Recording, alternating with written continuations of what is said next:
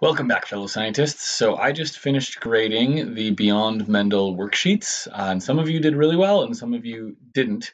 I learned some stuff through the process, so I thought that I'd share that with you and maybe a few of the answers and kind of what I'm looking for. So number one, I first tried grading in the online version of OneNote, and it was glitching out and it was horrible. So I decided to download the app to my computer and that works like tons and tons and tons better. So you all have access to that. If you log into Office 365 and you go to install Office, then that will install the actual desktop apps on your computer, and that should work a little bit better for you. There's a lot more functionality in the actual desktop apps. Number two, what I noticed, some of you like got all kind of discombobulated and pages were everywhere and missing and nowhere and yeah, stuff like that. So I wanted to let you know up in Content Library homework. There's always going to be the pages of homework right here, right? And so if you like totally mess up on your document, there's always one up here that you can't modify. However, if you go over here, right, and if you right click, you can copy, right? And then I'll just copy another one into here because I'm going to use that as my example. Oh, come on. Nope, I want to do here. We'll just delete that. And then we're going to paste. There we go. And so now we have a brand new copy. So if you did that, you could go up to homework, you could go to Mendelian, you could copy, and then let's just say that we're Alexis and we made a mistake and we can't get back, and so we want to go here and we want to paste, right? Something like that, and then you would have a brand new page and you could say non-Mendelian genetics grade this one, right? Or something like that. And then I would see that and then that would be great. But we don't want to do that, so we'll just delete that page right there. All right, thank you, Lexus, for letting us use your notebook. All right, so back up to homework, right? Another thing that I found that was really, really helpful, I did like, this is horrible. I did like 90% of the grading and I was in this view and I was kind of scrolling back and forth and doing all this stuff. And then I accidentally made this little motion with my fingers, right? That did something like that. And I love that view so much better. I mean, you can see everything and you don't have to scroll back and forth like that. So that's amazing. So if you have a touch screen, then just kind of make it smaller, right? And that'd be great. If you don't, right, you can go to view and then you can zoom in, right? And you can kind of go out like that. And that really helps, right? We talked about if you're drawing on a page and it's glitching out and you're losing pages and stuff like that. Like let's say like this thing just for some odd reason decides to shoot all the way up there and you're like, I lost it. What do I do? Right? Well, zoom out, right, to the 10,000 foot view, and then you can kind of move it back like that, and that would be great. And then you can kind of zoom back in. So I like this view right here because that's just, you can see everything and it's not too big, but then it's not too small. All right, so now that we've gone over kind of some basics for OneNote, we're going to go over some basics for Punnett squares. Some of you have this. If you already have this, you don't have to keep watching. It's self-explanatory. Some of you need this. Some of you don't necessarily understand this. So what I would recommend with Punnett square problems is to go back in your notes and remember we did those steps to solving Punnett square problems, and we had to identify the trait and decide symbols for alleles and blah, blah, blah, blah, blah. Like actually have those out as you're going through the problems. I didn't give those to you just because I enjoy giving them to you. I gave them to you because I think it's going to help you, right? So go through those steps. I'm not going to highlight every single step because that would just take too long, but I'm going to, in essence, go through those steps for each of these problems. All right, now on this worksheet, there's a lot of information which is given, which is useful. I'm not going to insult your intelligence and read the information for you.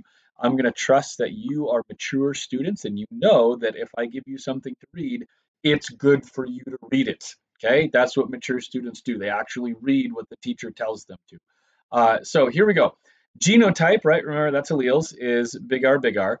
that produces red flowers is big R, big R. Genotype that produces white flowers is big W, big W. Show the cross between a plant with red flowers and a plant with white flowers. What is the genotypic and phenotypic outcome of such a cross? So trait is flower color. Alleles are given to us, so we have big R. Oops, let me get up here. Let me go to draw. Let's try this one. So we have big R, and then big W, and so then our genotype is going to be RW, right, for everything, right? And if I mean, draw the square in here, and if we need to, right? So some of you did that, and then you just kind of left it. Okay, you're forgetting the very last step of our steps to solving genetic word problems.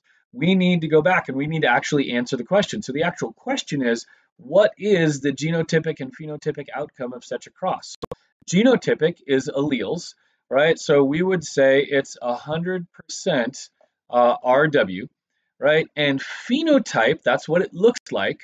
So we would say it's 100% pink, right? Because remember, this is our incomplete dominance problem.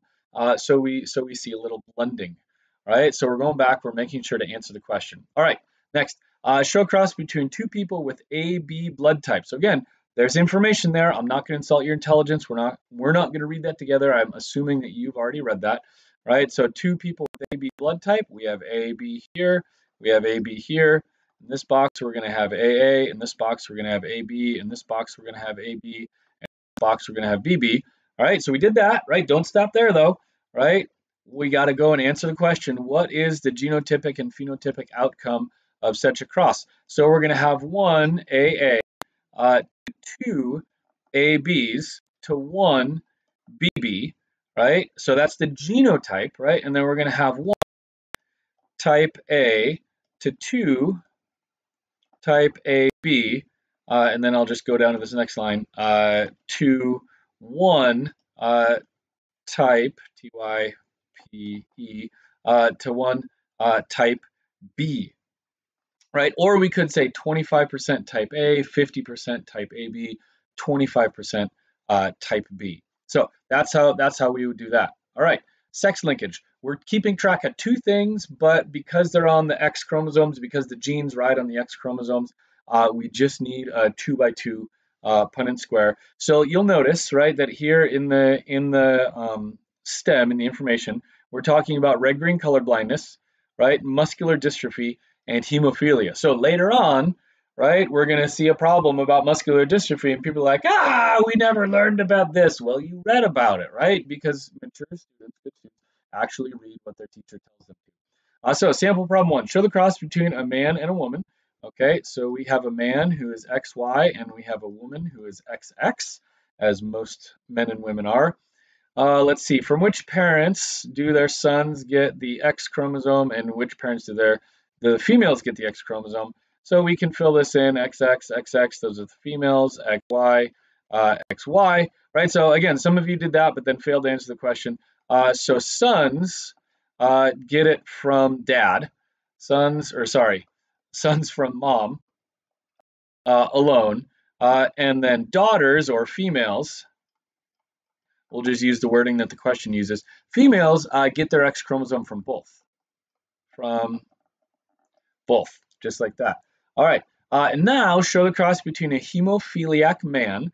So again, man, right, XY. Hemophilia, muscular dystrophy, color blindness is recessive. So we have a little h right there. It's only carried in the X chromosome because X chromosome is an encyclopedia. Y chromosome is a comic book. Hemophiliac man and a woman who is a carrier. So woman XX, and then we have a big H and a little h. She doesn't have hemophilia, but she's a carrier, right? She's heterozygous, okay? So show the cross, blah, blah, blah, blah. What is the probability that they will have a child with hemophilia? Well, you can see that all of these children are not going to have hemophilia because there's a big H, right? But then all of these children will have hemophilia because there's two little h's, or there's a little h and a y. Y doesn't really contribute anything. So the percent chance, the probability, right, that they'll have a child with hemophilia is 50%, okay?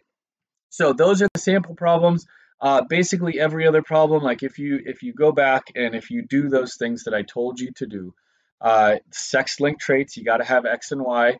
right? You got to look at incomplete dominance, codominance, blood types, and you got to make sure, fellow scientists, that you identify genotype and phenotype outcomes. So hopefully that was helpful. If you want to do redos on this, you can.